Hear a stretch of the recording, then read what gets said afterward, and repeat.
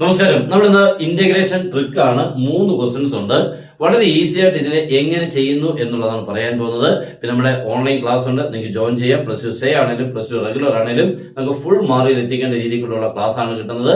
Join ചെയ്യാൻ തന്നുള്ള നമ്പറിൽ നിങ്ങൾക്ക് കോൺടാക്ട് ചെയ്യാം, സ്റ്റാർട്ട് ചെയ്യാം.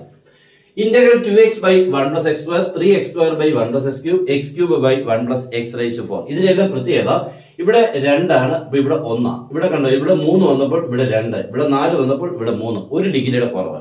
അങ്ങനെ വരുമ്പോൾ നോക്കിക്കേ, 1 plus x square അതിന്റെ ഡെറിവേറ്റീവ് ആകുമ്പോൾ ന്യൂമറേറ്റർ കിടക്കുന്ന 2x. Answer log of denominator, that is log of 1 plus x square plus c.